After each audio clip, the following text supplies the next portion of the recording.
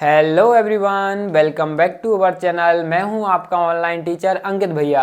तो इस वीडियो में हम स्टार्ट करेंगे क्लास 9th ग्रेविटी का लेक्चर नंबर 7, जिसमें हम बात करेंगे थ्रस्ट और प्रेशर के बारे में। इसलिए आपका ये सबसे छोटा टॉपिक होगा, ज़्यादा टाइम नहीं लगेगा। देखो, हम प्रेशर के बारे में तो पहले पढ़ चुके हैं, लेकिन ये जो थ्रस्ट टॉपिक है ये आपके लिए नया हैगा। प्रेशर के बारे में हमने 8th में पढ़ लिया था थोड़ा बहुत, लेकिन थ्रस्ट के बारे में हमने बिल्कुल भी नहीं पढ़ा है। तो सबसे पहले हम थ्रस्ट को पढ़ते हैं, जिससे आपको प्रेशर और अच्छे से समझ में आएगा। ठीक है, तो थ्रस्ट क्या होता है? सबसे पहले ना मैं इसकी डेफिनेशन लिखता हूँ, फिर हम बात करेंगे। ठीक है, थ्रस्ट की डेफिनेशन क्या होती है? Perpendicular force on any object is called thrust. तो थ्रस्ट भी क्या है? एक तरीके से एक फोर्स है। थ्रस्ट भी क्या है? यहाँ पे एक तरीके से एक फोर्स है। जैसे हमने और ही फोर्सेस के बारे में पढ़ा था, चैप्टर नंबर 2 है, जब हम फोर्सेस को बैलेंस्ड और अनबैलेंस्ड पढ़ रहे थे। जब हमने बताया था, जब हमें ऑब्जेक्ट में धक्का देना पड़ता है, पुश करना पड़ता है, तो उस फोर्स को हम क्या बोल रहे थे? एक्सटर्नल फोर्स लग रहे थे। और एक पीछे की तरफ से भी फोर्स लगती है उस ऑब्जेक्ट पर, जैसे हम बोल रहे थे फ्रिक्शनल फोर्स बोल रहे थे। पढ़ा था ना हमने, जब बैलेंस्ड और अनबैलेंस्ड में पढ़ रहे थे फोर्सेस के बारे में, तब ये सब बात की थी। हमारी बहुत सी टाइप्स की फोर्सेस होती हैं, जैसे कि ये ऑब्जेक्ट के एक नीचे लगती है फोर्स, उसको हम बोलते हैं ग्रेविटेशनल फोर्स। एक फोर्स ऊपर की तरफ लगती है, जैसे हम बोलते हैं नॉर्मल फोर्स। इन फोर्सेस के बारे में हमने पढ़ चुके हैं। ठीक है, जैसे कि हमारी ये अर्थ है और ये हमारा मून है, तो अर्थ मून को कौन सी फोर्स से लग रहा है? ग्रेविटेशनल फोर्स से खींच रहा है। तो इन दोनों के बीच से हम क्या बोलते थे? सेंट्रीपिटल फोर्स बोलते थे, सेंट्रीपिटल फोर्स बोलते थे। और ऑब्जेक्ट जो मून है वो किस फोर्स से बाहर भागना चाहता था? सेंट्रीफ्यूगल फोर्स से बाहर भागना चाहता था। तो हम बहुत सी फोर्सेस के बारे में पढ़ चुके हैं, और हम बात कर रहे हैं अभी परपेंडिकुलर फोर्स की। कौन सी? अब जो परपेंडिकुलर फोर्स लगती है ना, मतलब किसी भी ऑब्जेक्ट में 90 डिग्री पर फोर्स लगती है, तो उस फोर्स को स्पेसिफिक नेम दे दिया गया है, और उस फोर्स को हमें बोलना है थ्रस्ट। मान लो ये हमारा क्या है? एक ऑब्जेक्ट है। ठीक है, ये हमारा ऑब्जेक्ट है। अब मैं इस पे अलग अलग फोर्सेस लगाता हूं। ये देखो, अलग अलग फोर्सेस लगाई। इसको मान लेते हैं हम F1, इसको बोल देंगे F2, इसको बोल देते हैं F3। और जो F2 है वो 90 डिग्री पर लग रही है। तो इसमें जो F2 फोर्स है, इस फोर्स को हम बोलेंगे थ्रस्ट। ये जो, क्योंकि यहाँ पे परपेंडिकुलर फोर्स लग रही है। अब परपेंडिकुलर फोर्स नहीं जरूरी ऐसी लगे, बस ऑब्जेक्ट के 90 डिग्री पर लगना चाहिए, एकदम एंगल के 90 डिग्री, ये वाली फोर्स। जैसे कि यहाँ पे ये 90 डिग्री लगा रहा है, एकदम 90 डिग्री ऑब्जेक्ट के, यहाँ से भी 90 डिग्री, यहाँ से भी 90 डिग्री। तो ये किसके एग्जाम्पल? ये पूरी की पूरी हमारी कौन सी? थ्रस्ट फोर्सेस है। ऑब्जेक्ट के सिर्फ और सिर्फ 90 डिग्री पर जो परपेंडिकुलर फोर्स लग रही है, उसी को हम क्या बोलते हैं? थ्रस्ट बोलते हैं। अब आप बोलोगे इसकी एसआई यूनिट क्या होती है? तो हम यहाँ पे लिखते हैं एसआई यूनिट। तो इसकी एसआई यूनिट क्या हो जाएगी? न्यूटन। समझ में आया? एसआई यूनिट क्या होगी इसकी? न्यूटन। और अब ये आप पूछोगे स्केलर क्वांटिटी या वेक्टर क्वांटिटी, तो हमारी फोर्स क्या होती है? स्केलर क्वांटिटी होती है, वेक्टर क्वांटिटी? हमारी फोर्स होती है वेक्टर क्वांटिटी। तो यहाँ पे लिख देंगे वेक्टर क्वांटिटी। अब समझ में आएगा थ्रस्ट क्या होता है? थ्रस्ट छोटा सा टॉपिक्स था। थ्रस्ट जो परपेंडिकुलर फोर्सेस होती हैं, उन परपेंडिकुलर फोर्स को हमने एक स्पेसिफिक नेम दे दिया गया है, थ्रस्ट। तो उसे ही हम क्या बोलेंगे? थ्रस्ट बोलते हैं। ठीक है, जो परपेंडिकुलर फोर्सेस होती हैं उन्हें हम थ्रस्ट बोलते हैं। ठीक है, फोर्स के इसके बारे में आपको थ्रस्ट के बारे में अब आपको क्लियर समझ में आ गया। तो अब हम नंबर 2 की बात करते हैं, प्रेशर कि प्रेशर क्या होता है। तो सबसे पहले ना मैं इसकी भी डेफिनेशन लिखता हूं, फिर हम बढ़िया समझेंगे। तो क्या डेफिनेशन होती है? Perpendicular force on any object per unit area is called pressure. यहां पे लिखेंगे प्रेशर।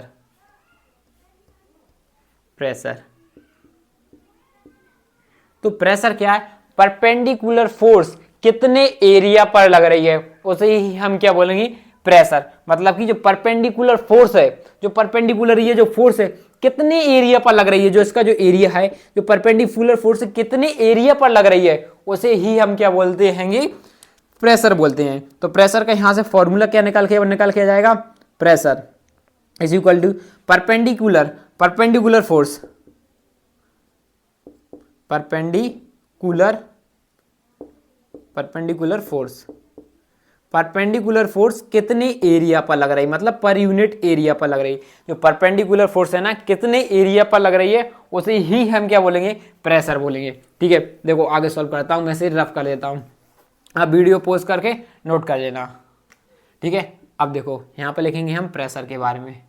प्रेशर, देखो जो परपेंडिकुलर फोर्स है, हम परपेंडिकुलर फोर्स को क्या बोलते हैं, अभी तो बताया परपेंडिकुलर फोर्स को ही तो हम थ्रस्ट बोलते हैं। तो इसकी जगह मैं यहाँ पे थ्रस्ट लिख सकता हूँ, तो हमने यहाँ पे लिख दी थ्रस्ट।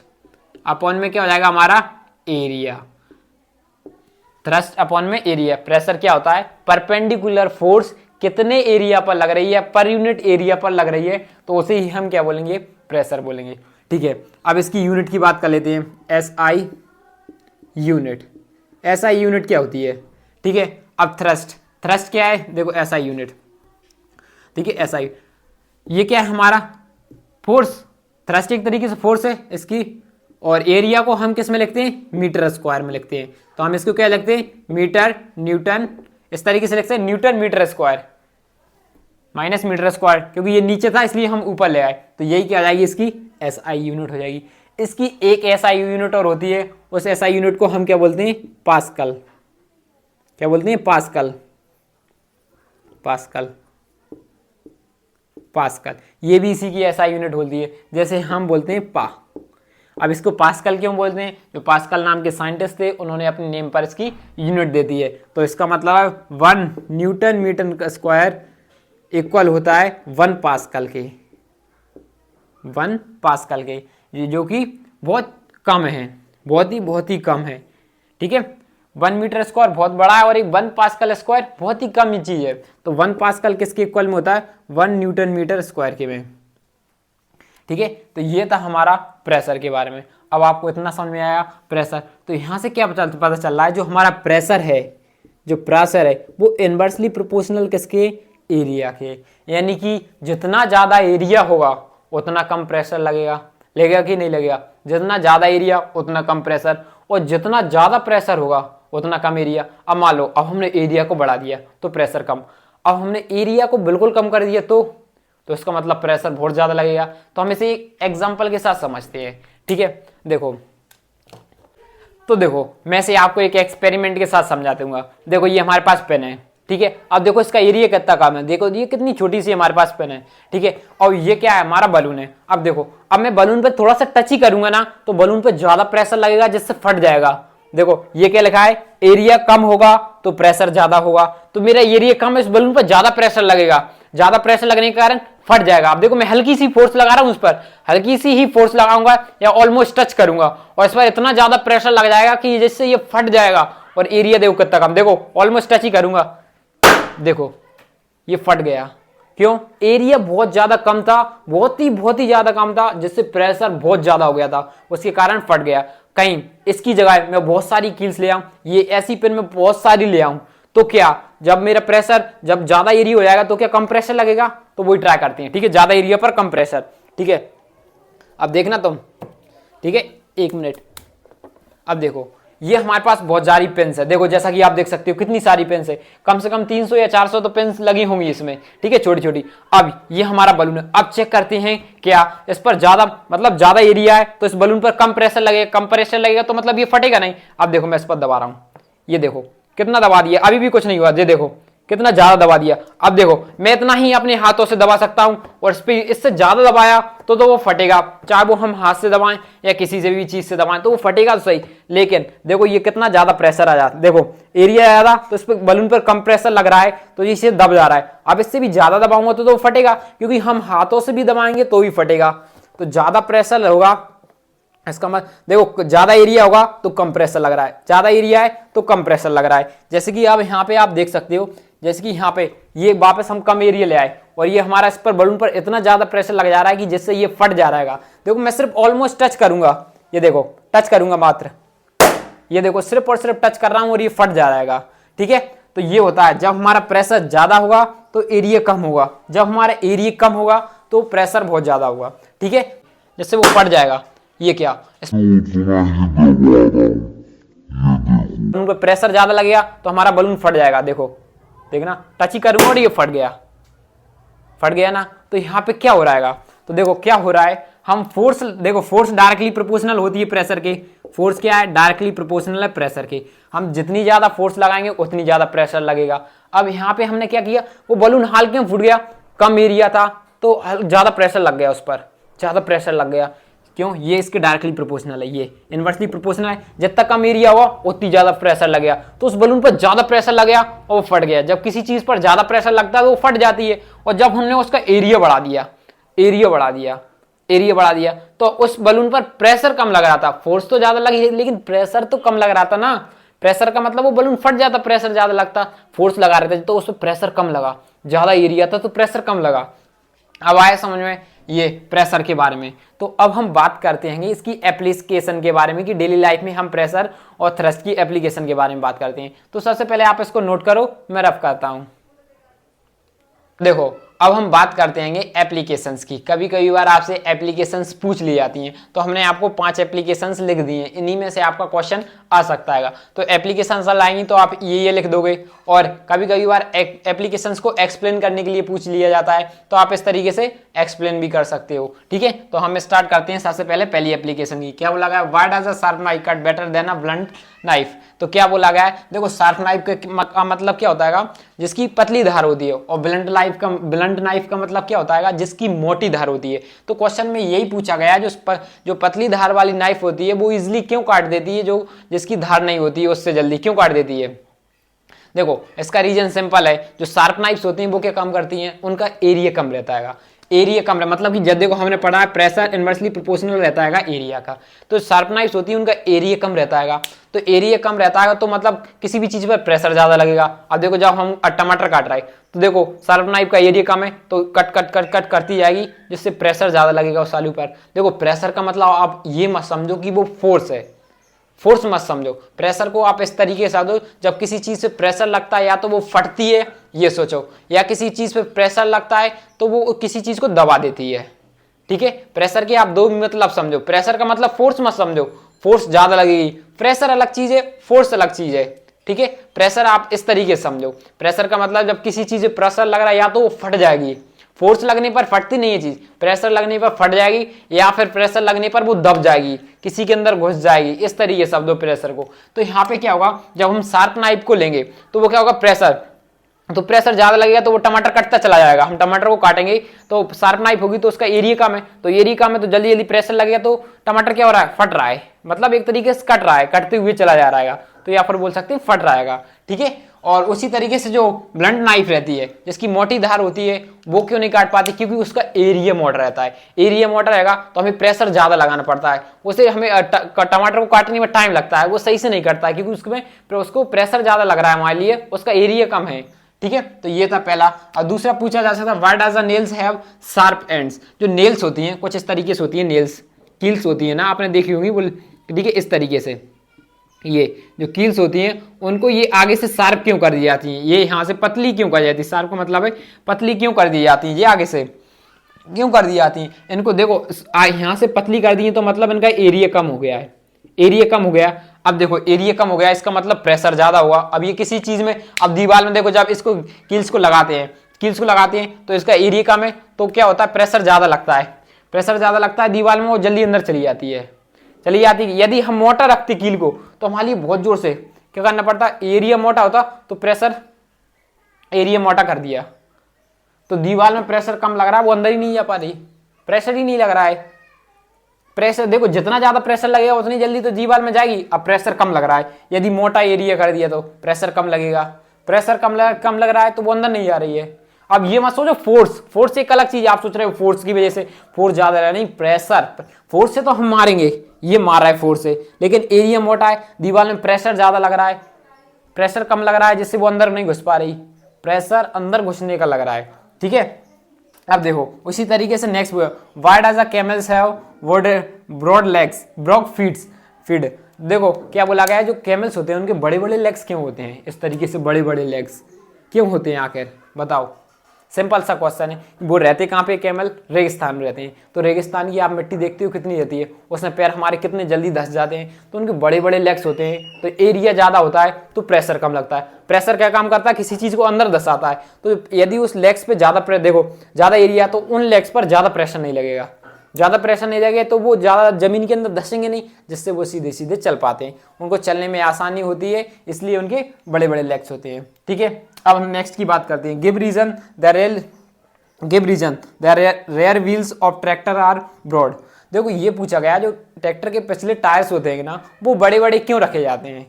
तो आप बताओ, ट्रैक्टर हम किस में यूज़ करते हैं? खेतों के लिए यूज़ करते हैं, फार्मिंग के लिए। तो देखो इस तरीके से ये ट्रैक्टर के एक आगे छोटा इस तरीके से व्हील रहते हैं। ठीक है, तो आप बताओ ट्रैक्टर के खेतों में क्या रहती है? ज़्यादा मिट्टी रहती है, कीचड़ टाइप की रहती है। तो वहाँ पे यदि हम टायर पतले कर देंगे तो पतले कर देंगे, एरिया कम हो जाएगा। एरिया कम हुआ तो प्रेशर ज़्यादा हो जाएगा।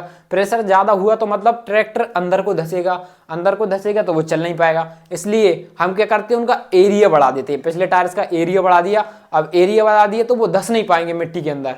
अब वो मिट्टी के अंदर धंस नहीं पाते हैं, जिसकी वजह से वो इजीली अपना काम कर लेते हैं ट्रैक्टर से। ठीक है, इसलिए जो ट्रैक्टर के होते हैं पिछले टायर को बड़ा रखा जाता है।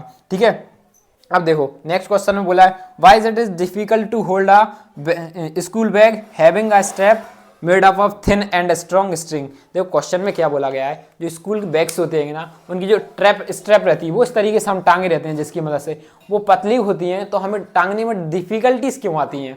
बताओ क्यों आती हैं? क्योंकि इनका एरिया कम है।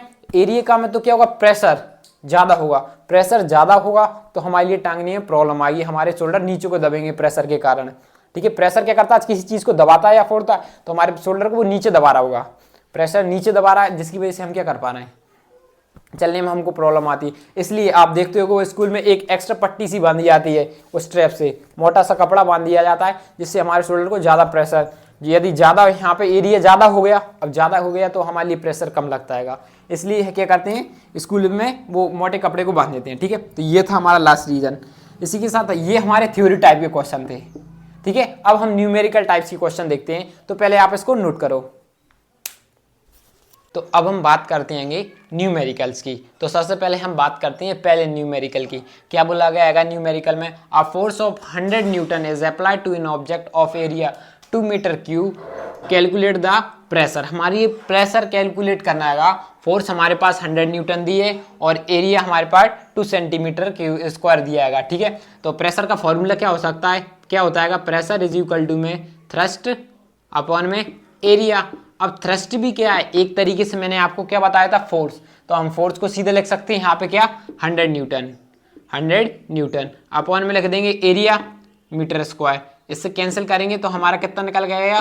50 न्यूटन मीटर स्क्वायर, या फिर और क्या लिख सकते हैं? 50 पास्कल। ठीक है, या फिर इस तरीके से भी लिख सकते हैं। तो ये है हमारा पहला आंसर। अब हम बात करते हैं क्वेश्चन नंबर 2 की। क्वेश्चन नंबर 2 में क्या बोला गया? A woman is bearing sharped heel shoes. एक वुमेन है जो कि कैसे शूज पहने? शार्प्ड हील शूज पहने। शार्प्ड हील मतलब कुछ इस तरीके के शूज होते हैं, वो आप लोगों ने देखा ही होगा, कुछ इस तरीके की हील्स रहती हैं। ये कुछ इस तरीके के शूज रहते हैं, इनको क्या बोलते हैं? शार्प्ड हील शूज बोलते हैं ये। ठीक है, तो इस तरीके के शूज पहने। If the mass of this lady, ये वुमेन है, इसका मास कितना दिया गया है? हमारे पास इसका मास दिया गया है, कितना दिया गया? 50 kg दिया गया है। ठीक है, आगे क्या बोला गया? And the area of one heel is 1 centimetre cube. और जब वुमेन का हील का जो हील है, एक हील का मास के क्या दिया गया? एरिया कितना दिया? 1 सेंटीमीटर क्यूब दिया गया। तो क्या एरिया को लिखेंगे? एरिया हमारे लिए किस में दिया गया? सेंटीमीटर क्यूब में दिया गया। ये अब इसे मीटर क्यूब में कन्वर्ट करने पड़ेगा। देखो मीटर क्यूब में करेंगे तो 1 अपॉन में 100, 2 बार, ये एक बार सेंटीमीटर, 2 बार क्यूब करना है तो हम 2 बार कर देंगे इस तरीके से। तो हमारा आंसर आ जाएगा 0.00001। 4 बार 0 है तो 4 पॉइंट के बाद नंबर लगेगा। ठीक है, यहाँ पे एक ये हट जाएगा, 1 0, 4 नंबर के बाद लगाएंगे। ठीक है, इस तरीके से ये हो जाएगा। अब देखो एरिया निकल गया। आगे क्या बोला गया? Calculate the pressure existing on the ground when the women stand on just 1 heel. हमारे लिए प्रेशर कैलकुलेट करना है। कब कैलकुलेट करना है? जब वुमेन सिर्फ और सिर्फ एक हील पर खड़ी हो। एक हील पर खड़ी होगी तो पूरा मास उसका एक ही हील पर आ जाएगा, तो हम यही मास लेंगे और हमारे लिए एरिया भी यही होगा। तो बस प्रेशर का फॉर्मूला क्या होता है? थ्रस्ट अपॉन में एरिया। उसके लिए हमें थ्रस्ट का पता होना चाहिए। थ्रस्ट मतलब फोर्स। तो फोर्स का फॉर्मूला क्या होता है, force is equal to MA, F लिख सकती है mg, जी भी तो लिख सकती है क्योंकि वो ग्रेविटी तो लग रही है, जब वो लेडी चल रही होगी तो वो अर्थ पे टच है, मतलब एक तरीके से उसमें ग्रेविटेशनल फोर्स लग रही है, और जी की वैल्यू हमारे लिए 10 दी है। ठीक है, मास कितना है 50 इनटू में जी, तो हमारे लिए टोटल प्रेशर कितना लग रहा है 50 न्यूटन का। ठीक है, अब थ्रस्ट निकाल सकते हैं, तो थ्रस्ट कितना दिया है 50, प्रेशर निकाला है ना, और ये एरिया जाएगा 0.0001, यहाँ पे आ जाएगा मीटर क्यूब। तो हमारे लिए कितना निकल के आएगा, ये 4 जीरो ऊपर पहुँच जाएंगे, 0.000000, ये हमारा आंसर हो जाएगा। ठीक है, यहाँ पे लिख देंगे न्यूटन पर मीटर स्क्वायर, ये हमारा हो जाएगा, इसका प्रेशर निकल के जाएगा। ये था हमारा क्वेश्चन नंबर 2। अब देखो क्वेश्चन नंबर 3 थोड़ा इंपॉर्टेंट है, ये कई बार पूछा जाता है, मैं इसे थोड़ा रफ कर देता हूँ यहाँ पे। अब हम क्वेश्चन 3 लिखेंगे, ठीक है, और चेक करते हैं क्वेश्चन 3 किस तरीके से करना। देखो क्या बोला गया है, हमारे पास क्या दिया, अ रेक्टेंगुलर बॉक्स, हमारे पास एक रेक्टेंगुलर वुडन ब्लॉक हैगा, ठीक है, जिसका मास कितना हैगा 4 kg हैगा। इसकी लेंथ ब्रेथ हाइट हमारे पास दे रखी, लेंथ दी है हमारे पास 50, और इसकी देखो रिस्पेक्टिवली मतलब लाइन से दी है, और इसकी हमारे ब्रेथ दी है 25, और इसकी हमारे लिए क्या दिया गया, और 10 दी है हमारे पास हाइट। हमारे लिए फाइंड करना है प्रेशर फाइंड करना है, जो कि जो वुडन ब्लॉक है टेबल के ऊपर रखा हुआ है। ठीक है, मान लो नीचे हमारी इस तरीके से टेबल होगी, ठीक है, इस टेबल पर हमारा कोई मान लेते हैं वुडन ब्लॉक है, ये इस तरीके से हमने वुडन ब्लॉक मान लिया, ये इस तरीके से मान लेते हैं हमारा वुडन ब्लॉक है। पहले तो हम वुडन ब्लॉक ही बना लेते हैं, ये ठीक है, ये इस तरीके से, ठीक है। अब देखो जब आपको पता है ये लेंथ हो जाएगी, और ये ब्रेथ हो जाएगी, और ये हाइट हो जाएगी। तो लेंथ हमारी कितनी दी हैगी, लेंथ दी हैगी हमारी 50, और ब्रेथ दी है 25, और 10 दी है। ठीक है, इस तरीके से दिया है। अब देखो पूछा क्या है, when the wooden block is keeped with its surface measuring 10 centimetre into 25 on the table. अब इसको कैसा रखा गया है, जब देखो ये हमारी 50 क्या थी, लेंथ थी, और 25 क्या है, ब्रेथ है। अब इसको इस तरीके से, ये देखो ये हमारी लेंथ है, और ये ब्रेथ है, उसे इस तरीके से रख दिया गया है, ये देखो इस तरीके से रख दिया गया है। ठीक है, इसका मतलब देखो हाइट कम है, तो मतलब ये बॉक्स हमारा कुछ इस तरीके से होगा, ये कुछ इस तरीके से होगा, असल में ये बॉक्स इस तरीके से है, ये देखो इस तरीके से, ये इसकी हाइट हो जाएगी, और सबसे ज़्यादा इसकी क्या दी जाएगी, लेंथ दी है, तो ये 25 हो जाएगी, और ये मतलब इस तरीके से लेटा हुआ है, ये बॉक्स इस तरीके से रखा हुआ है। तो देखो ये दिए, अब हमारे पास देखो इस तरीके से रखा है, ये 25 और 10, मतलब उसे लटा कर रख दिया है। तो ये जो एरिया है, इतना एरिया निकाल लें, यही एरिया तो निकालेंगे, यही एरिया, यही तो लग रहा होगा, यही तो एरिया है इसका। तो हमारे लिए क्या फाइंड करना है, प्रेशर फाइंड करना। तो प्रेशर का फॉर्मूला क्या होता है, थ्रस्ट अपॉन में एरिया। तो सबसे पहले तो हमारे लिए फोर्स निकालना पड़ेगी, फोर्स इज इक्वल टू में m इंटू में g। तो g की वैल्यू हमारे लिए 10 यूज करना है, और मास कितना दिया है इस बॉक्स का 4 kg। ठीक है, तो यहाँ पे कितना आएगा 40 न्यूटन निकल के आएगा, तो यहाँ पे लगेंगे 40।